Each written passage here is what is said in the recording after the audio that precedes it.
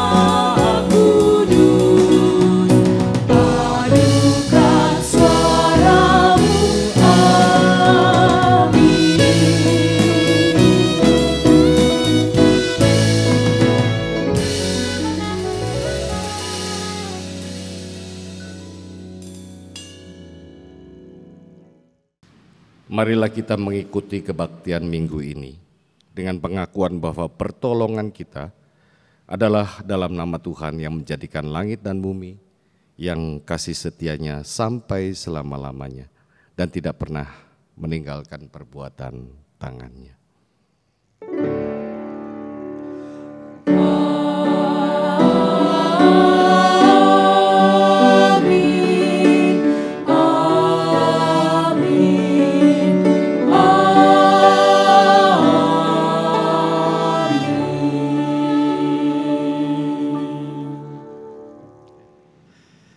Damai sejahtera dari Allah Bapa kita dan dari Tuhan Yesus Kristus menyertai saudara sekalian. Dan menyertai saudara juga.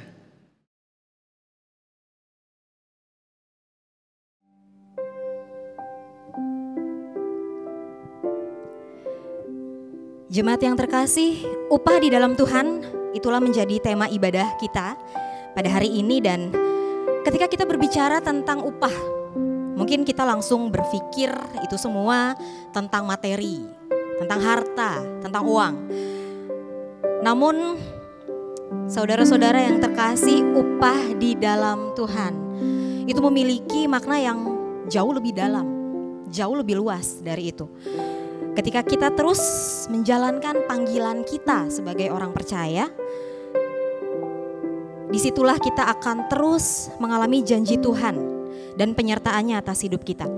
Saya akan bacakan dari Ibrani 11 ayat 6 yang berkata, tetapi tanpa iman tidak mungkin orang berkenan kepada Allah. Sebab barang siapa berpaling kepada Allah, ia harus percaya bahwa Allah ada. Dan bahwa Allah memberi upah kepada orang yang sungguh-sungguh mencari Dia.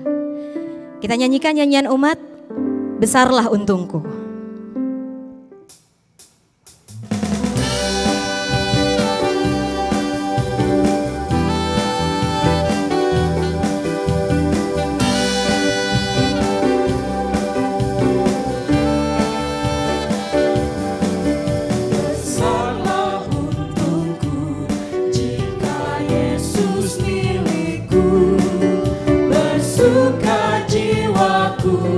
Karena damai yang penuh, meskipun angin keras, badai dunia menderu, tak goyah hatiku, karena Yesus milikku.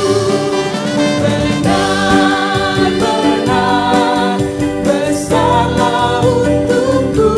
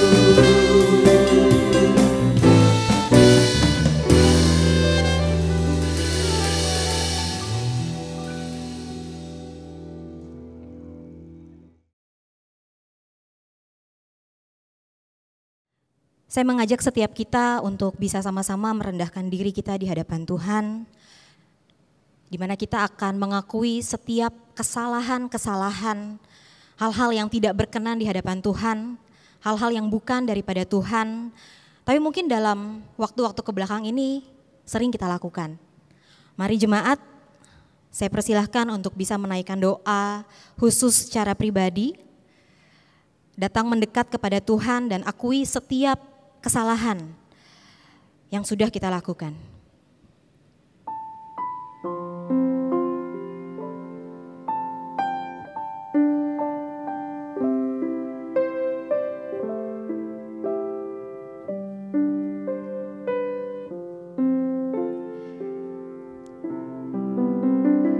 Tuhan Yesus yang baik, yang selalu luar biasa dan tidak pernah gagal atas hidup kami. Engkau yang sudah mendengar setiap pengakuan dari anak-anak-Mu. Dan biarlah setiap pengakuan ini betul-betul tulus dan menjadi pertobatan untuk kami. Terima kasih Tuhan, di dalam nama Tuhan Yesus kami meminta.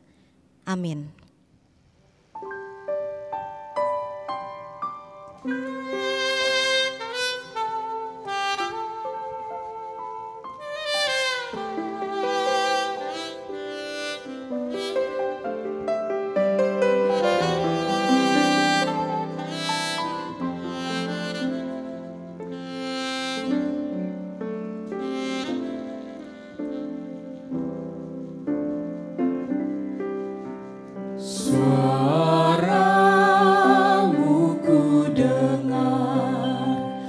memanggil diriku supaya ku di Golgota dibasuh darah-Mu. Aku datanglah Tuhan padamu, dalam darah-Mu kudus sucikan diriku.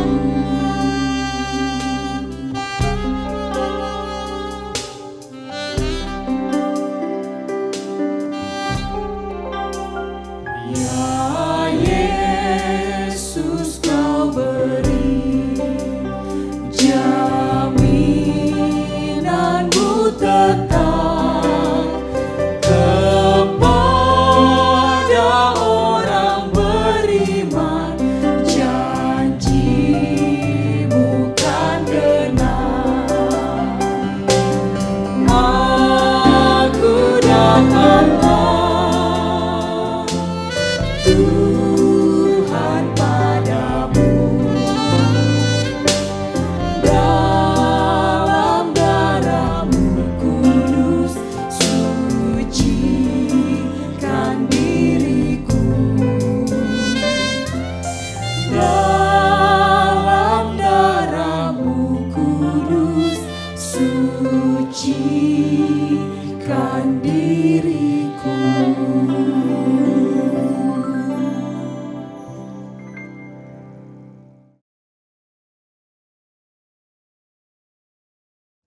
Jemaat yang terkasih, ketika kita membuka diri untuk mengakui segala kesalahan dan sungguh ingin berubah, pengampunannya menjadi kekuatan yang akan menopang kita. Dan berita anugerah hari ini diambil dari Roma 6 ayat 22 sampai 23.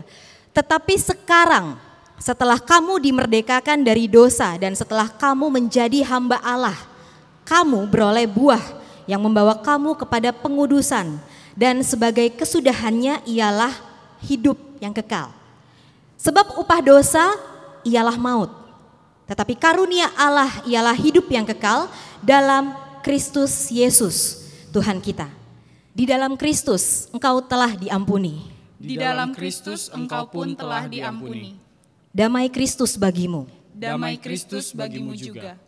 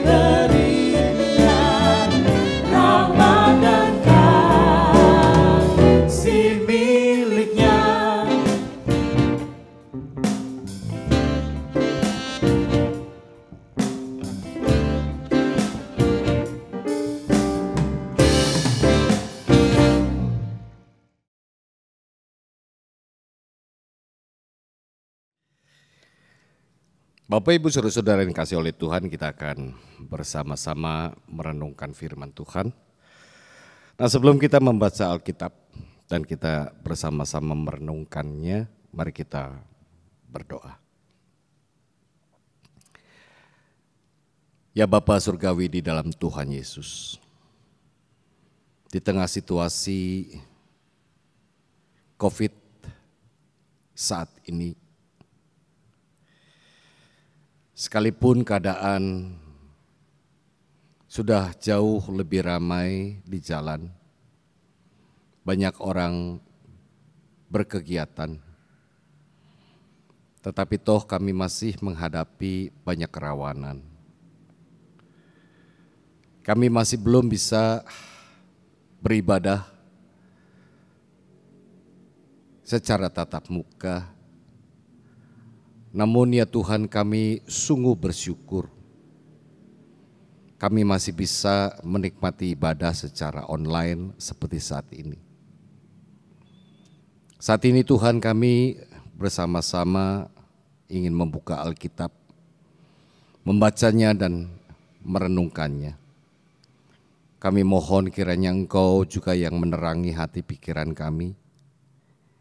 Engkau juga yang akan menguasai hati dan pikiran kami dengan Roh Kudus-Mu, agar sungguh kami dapat menangkap apa yang menjadi pesan Tuhan untuk kami renungkan dalam kehidupan ini.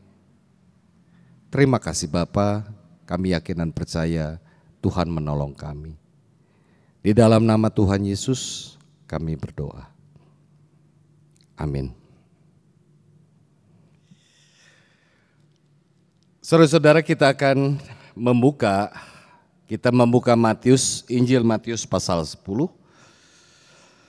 Hanya 3 ayat saja, yaitu mulai dari ayat 40 sampai dengan 42. Injil Matius pasal 10 ayat 40 sampai dengan 42. Saya akan bacakan untuk kita semua. Ayat 40 demikian. Barang siapa menyambut kamu, ia menyambut aku, dan barang siapa menyambut aku, ia menyambut dia yang mengutus aku. Barang siapa menyambut seorang nabi sebagai nabi, ia akan menerima upah nabi. Dan barang siapa menyambut seorang benar sebagai orang benar, ia akan menerima upah orang benar. Dan barang siapa memberi air sejuk secangkir saja pun kepada salah seorang yang kecil ini, karena ia muridku, aku berkata kepadamu, sesungguhnya ia tidak akan kehilangan upahnya daripadanya. Demikian pembacaan Alkitab. Yang berbahagia adalah setiap kita yang merenungkan firman Tuhan. Haleluya. Haleluya. Haleluya, haleluya.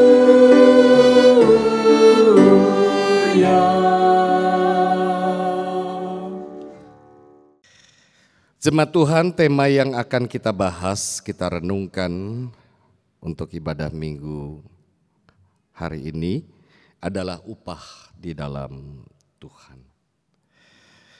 Nah, saudara-saudara, ada hal yang unik bila kita mengamati dengan cermat tentang panggilan Tuhan kepada orang-orang yang kemudian menjadi para muridnya. Mereka itu sebagian besar adalah para nelayan, orang-orang yang hidupnya sangat sederhana dan biasa dianggap kecil di tengah-tengah masyarakat. Mereka bukanlah orang yang kaya, bukanlah orang yang berkecukupan, mereka bukanlah orang-orang yang memiliki kedudukan sosial yang cukup tinggi. Bahkan boleh dikata mereka bukanlah orang-orang yang merasa diri hebat dan mampu. Mereka adalah orang biasa. Dan memang bukan itu yang menjadikan Tuhan memilih mereka untuk menjadi para murid. Tuhan tahu bahwa dalam diri orang-orang yang dianggap kecil dan sederhana itu memiliki hati yang tulus dan murni untuk mengasihi dan melayani Tuhan. Tuhan tahu bahwa mereka menerima panggilan itu merupakan anugerah yang mereka syukuri dengan kesungguhan hati untuk melayani Tuhan dengan sekuat tenaga. Karena itulah setelah Tuhan memanggil mereka, Tuhan kemudian mengingatkan beberapa hal kepada mereka. Yang pertama, bahwa di dalam memenuhi tugas panggilan Tuhan ada resiko. Ada konsekuensi untuk ikut Tuhan. Kita bisa lihat Matius 10 ayat 16a, lihat aku mengutus kamu seperti domba ke tengah-tengah serigala. Dengan tegas bahkan secara terbuka, tidak ditutup-tutupi, Tuhan ingin mengatakan bahwa ada konsekuensi menjadi pengikut Tuhan.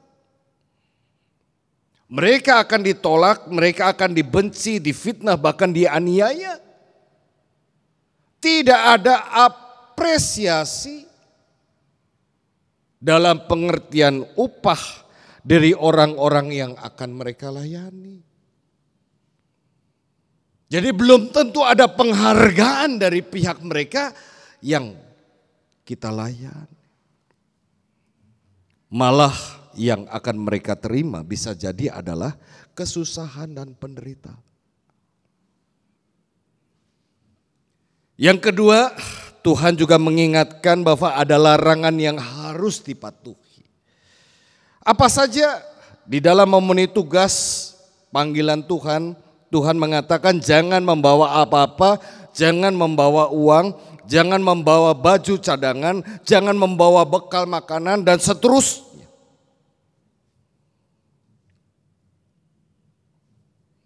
Apa artinya saudara-saudara? Kedua hal itu Tuhan ingin katakan dengan maksud agar mereka benar-benar harus melepaskan segala sesuatu untuk mengikut Dia. Jadi prioritas utama mereka bukanlah materi, bukan juga keluarga, bukan juga nyawanya sendiri, tetapi totalitas hidup hanya untuk Tuhan. Jadi apa yang mereka lakukan, apa yang bisa mereka kerjakan tidak lain adalah untuk Tuhan. Dan Tuhan yang menjadi satu-satunya tujuan panggilan hidup kita. Jadi dengan kata lain Bapak Ibu Saudara-saudara, ada prinsip penting dalam pengutusan Tuhan kepada para pengikutnya. Yaitu engkau telah mendapat panggilan Tuhan secara cuma-cuma, maka berikanlah segalanya secara cuma-cuma. Kira-kira begitu. Tetapi ada hal yang mengganjal, saudara-saudara, ada hal yang menarik di sini.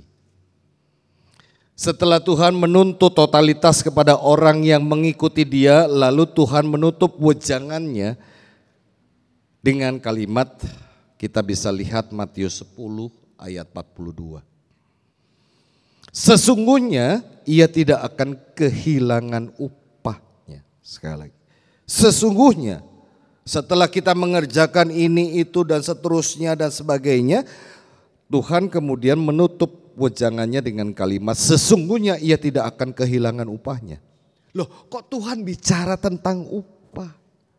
Kalau sebelumnya Tuhan menuntut totalitas, lalu ia mengatakan upah. Apakah kita akan menerima upah karena melayani Tuhan? Upah yang seperti apa? Bapak Ibu saudara-saudara yang dikasihi oleh Tuhan Yesus Kristus. Sebagaimana artinya pada masa kini kata upah di dalam Alkitab pun memiliki arti hasil dari perbuatan atau pekerjaan. Sebagai contoh, Galatia 6 ayat 7b menyebutkan apa yang ditabur orang itu juga yang akan dituainya. Dari ayat itu maka muncullah istilah tabur tuai. Bila Anda menabur kebaikan maka Anda akan menerima kebaikan. Bila Anda menabur kasih maka orang akan mengasihi Anda. Namun bila hal yang tidak baik yang kita tabur, maka Anda akan memanen hal yang tidak baik juga. Hanya saudara-saudara pengertian upah itu berbeda dengan pengertian anugerah. Pengertian anugerah, kalau upah adalah hasil pekerjaan, kalau anugerah adalah apa yang diberikan Tuhan secara cuma-cuma. Efesus 2 ayat 8 menyebutkan, sebab karena kasih karunia kamu diselamatkan oleh iman, itu bukan hasil usahamu tetapi pemberian Allah. Jadi saudara-saudara kita dapat melihat perbedaannya, upah itu tergantung pada usaha, hasil dari kerja keras kita, tetapi anugerah itu tergantung pada sang pemberi, yaitu Tuhan. Sekarang upah apa yang Tuhan berikan bagi orang yang totalitas menjadi pengikutnya? Saudara-saudara, ketika Tuhan berkata, sesungguhnya ia tidak akan kehilangan upah. Sebenarnya Tuhan tidak sedang mengajarkan kita untuk berpamrih. Orang yang berpamrih pastilah tidak tulus. Hatinya tidak murni ketika mengerjakan ini dan itu. Sebab yang ada dalam benaknya adalah upah.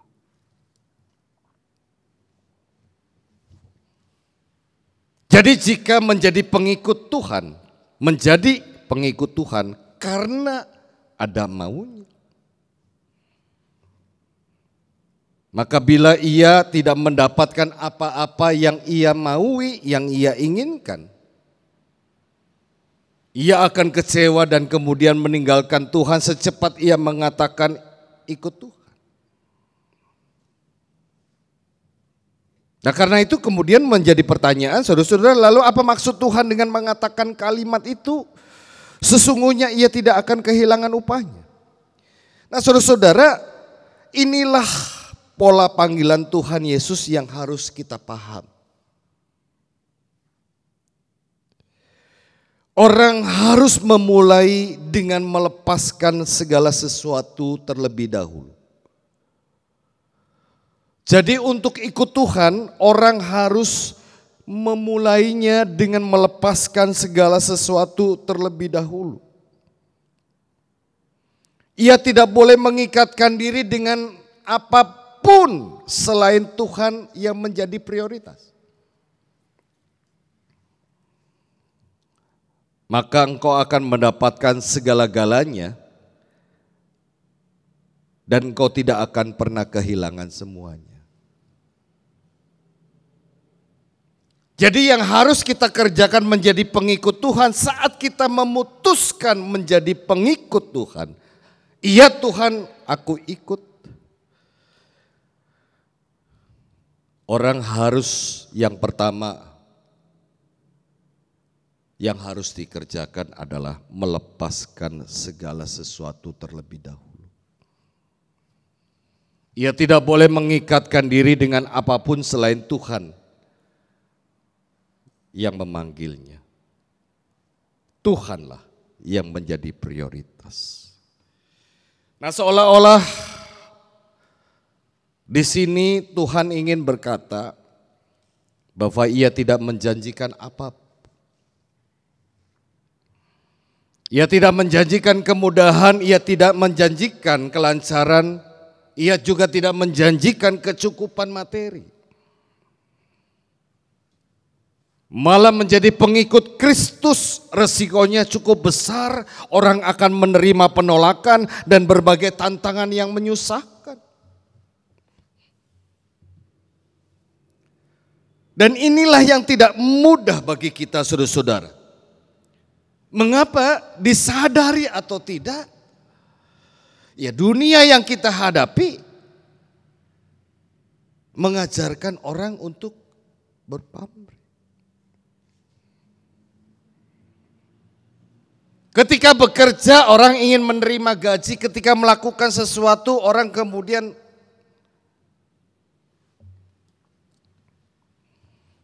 jadi disadari atau tidak sedikit orang yang memutuskan untuk ikut Tuhan memang memiliki motivasi upah. Mereka berpamrih setelah ikut Tuhan hidupnya selalu senang, selalu merasa tercukupi secara materi, segala sesuatu yang diinginkan pasti dapat diperoleh dengan mudah. Malah ada yang berkata Tuhan akan mengembalikan berkali-kali lipat persembahan yang sudah kita berikan untuk Tuhan. Nah, pertanyaan kita saudara-saudara, seperti itukah tujuan kita ikut Tuhan? Kalau fokus kita ada pada upah sebagai motivasi dari mengikut Tuhan, tentu itu menjadi tidak benar. Mengapa menjadi tidak benar, saudara-saudara? Sebab orang yang berpamrih itu rawan kecewa.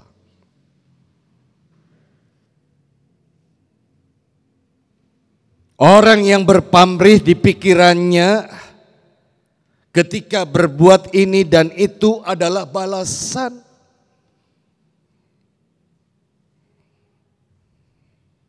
Istilahnya take and give. Bila kebaikan dan kerja kerasnya tidak berbalas seperti harapannya, orang akan menagih, menuntut. Dan ketika itu tidak didapat, orang akan kecewa dan marah. Bila kasihnya tidak berbalas, ia akan pundung dan merasa diperlakukan tidak adil.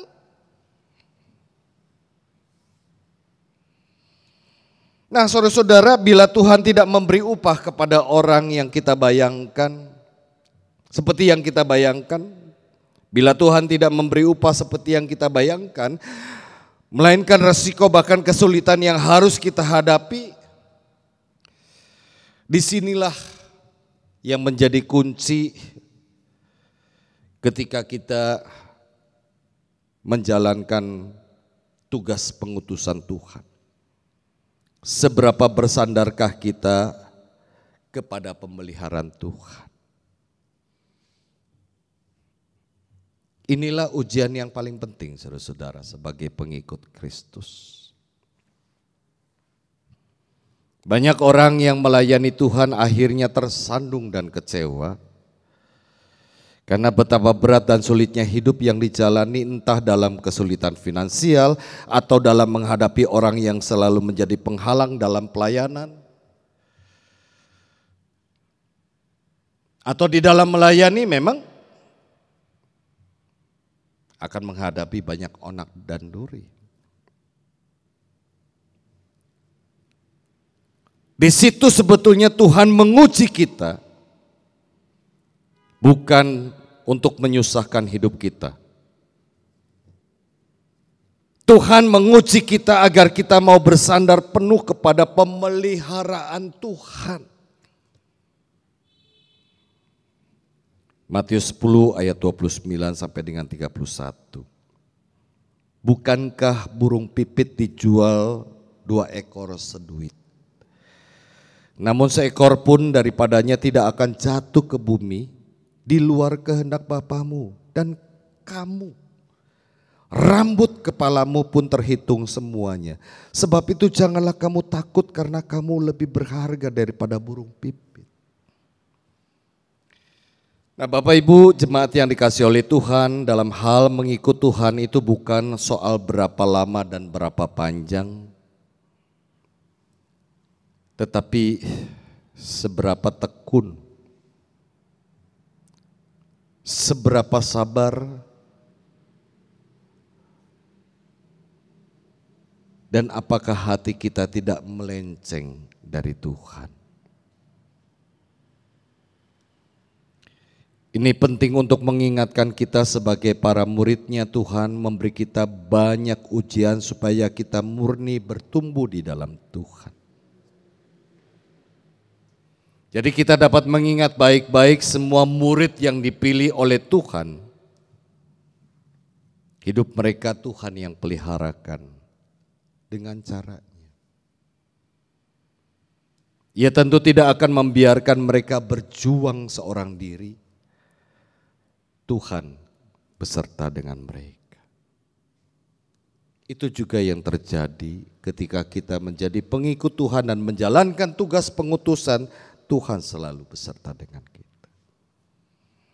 Nah, saudara-saudara, karena itu kita perlu meyakini bahwa di balik perjalanan menjadi pengikut Tuhan yang kemudian ternyata ada kerikil tajam, ada ujung. Kita harus mengalami hal yang tidak menyenangkan. Kita harus tahu bahwa ada ujung jalan menuju pelangi yang indah. Bahwa di balik dahaga, lapar, dan air mata yang saat ini kita jalani sebagai pengikut Tuhan, kelak ada perjamuan besar yang penuh dengan sukacita dan bahagia di sana. Yang terpenting adalah, sudahkah kita mengerjakan tugas panggilan sesungguh-sungguhnya, setulus-tulusnya, semurni-murninya. Kiranya Tuhan memimpin perjalanan kita masing-masing sebagai murid Tuhan sampai pada akhirnya. Dan Tuhan mendapati kita sebagai pengikut yang tetap setia. Kiranya Tuhan memberkati kita semua. Amin.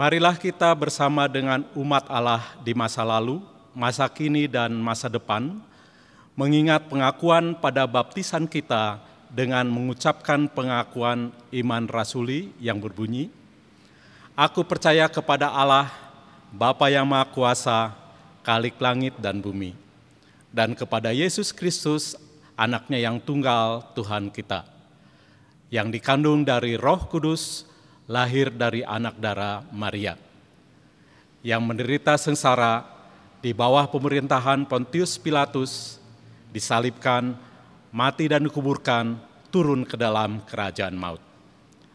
Pada hari yang ketiga, bangkit pula dari antara orang mati, naik ke surga, duduk di sebelah kanan Allah, Bapa yang Maha Kuasa. Dan dari sana Ia akan datang untuk menghakimi orang yang hidup dan yang mati. Aku percaya kepada Roh Kudus, gereja yang kudus dan am, persekutuan orang kudus, pengampunan dosa, kebangkitan orang mati, dan hidup yang kekal. Amin.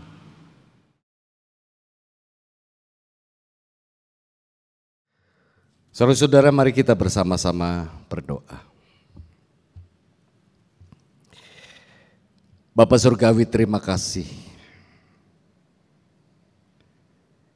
Kalau Tuhan memanggil kami untuk menjadi pengikut-Mu, itu bukan karena kehebatan kami, bukan karena kekuatan kami, tetapi anugerah pemberian dari Tuhan. Dan karenanya kami ingin menjalani kehidupan sebagai pengikut-Mu dengan sepenuh hati. Sekalipun ada banyak tantangan dan rintangan, kami yakin dan percaya bahwa Tuhan selalu menyertai kami. Kami ingin berdoa pada saat ini Tuhan. Di tengah-tengah situasi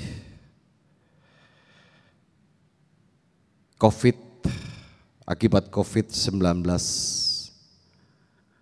tidak sedikit orang yang mengalami keterpurukan, terutama secara materi. Engkau tolong mereka ya Allah, Engkau berkati mereka dan terutama berikan kesabaran. Berikanlah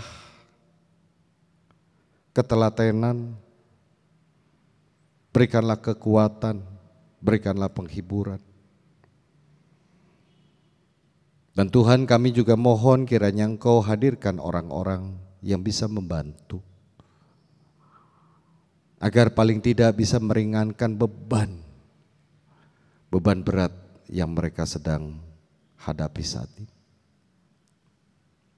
Begitu juga kami ingin berdoa Tuhan, situasi COVID memang kadangkala membuat hidup menjadi ironi. Di saat keluarga sering berkumpul dan selalu berkumpul pagi, siang, malam, tetapi juga itu yang terkadang membuat persoalan muncul. Kalau sebelumnya tidak tahu apa yang terjadi di dalam rumah, kini setiap saat menghadapi hal yang seperti itu, sehingga tidak menutup kemungkinan terjadinya konflik di antara pasangan, orang tua anak, anak orang tua, saudara. Ya Allah, berikanlah kesabaran, berikanlah hati yang bijak untuk mereka, agar setiap persoalan yang mereka hadapi bisa dihadapi dengan hati pikiran yang dingin, tidak dengan emosi, tetapi sebaliknya menghadirkan Tuhan di dalam kehidupan mereka. Semestinya situasi ini membuat mereka bersyukur karena selalu bersama-sama dan mengerjakan segala sesuatu juga bersama-sama. Saatnya untuk bersatu, saatnya merasakan keakraban, saatnya merasakan kesukacitaan bersama. Ya Bapa, pada saat ini kami bersyukur untuk anak-anak kami,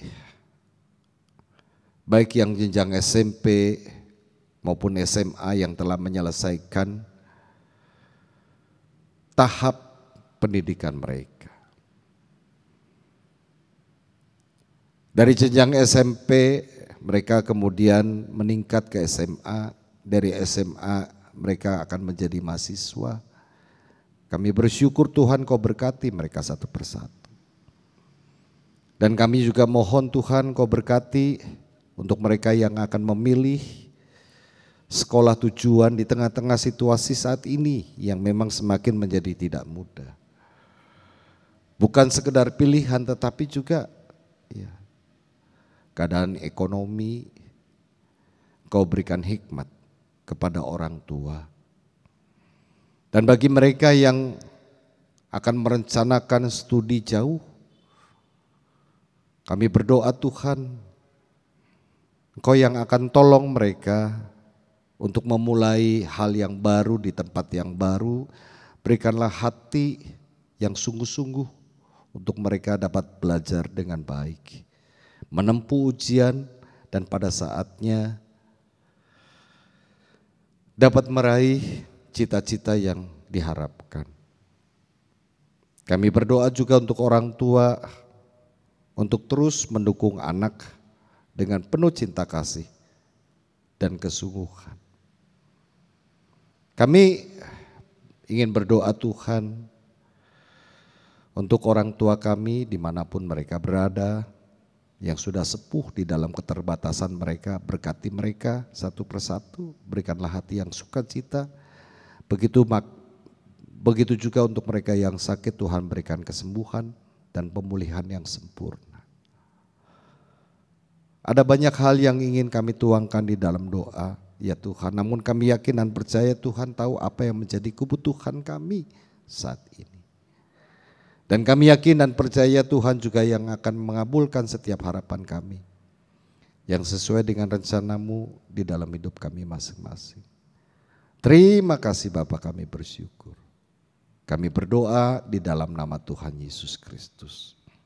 Amin.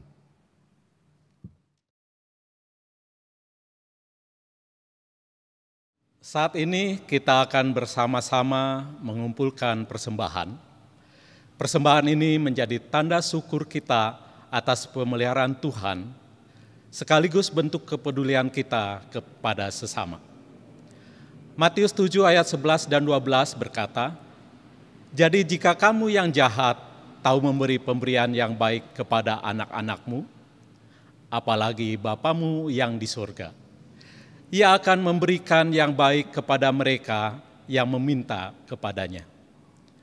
Segala sesuatu yang kamu kehendaki supaya orang perbuat kepadamu, perbuatlah demikian juga kepada mereka." Itulah isi seluruh hukum Taurat dan kitab para nabi.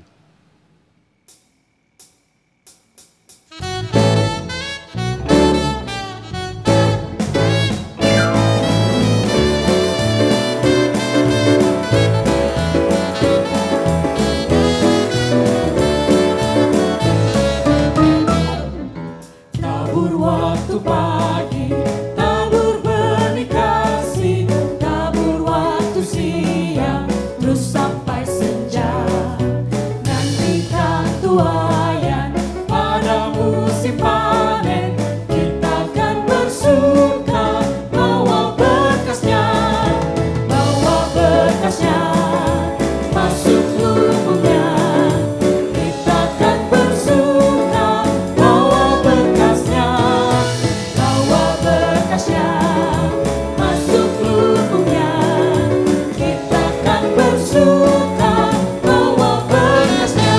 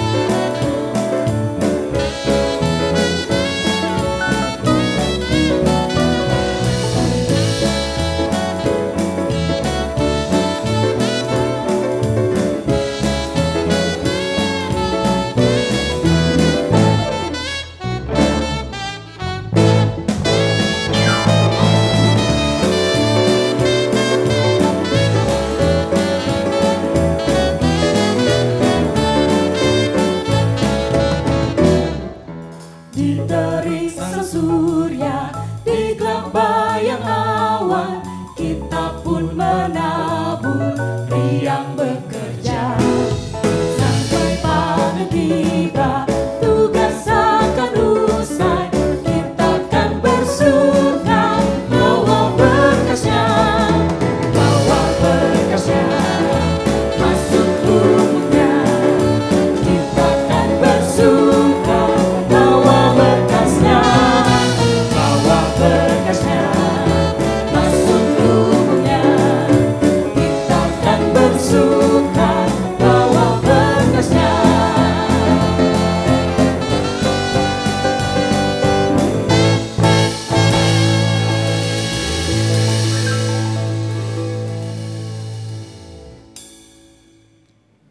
Mari kita bawa persembahan kita dalam doa. Mari kita berdoa.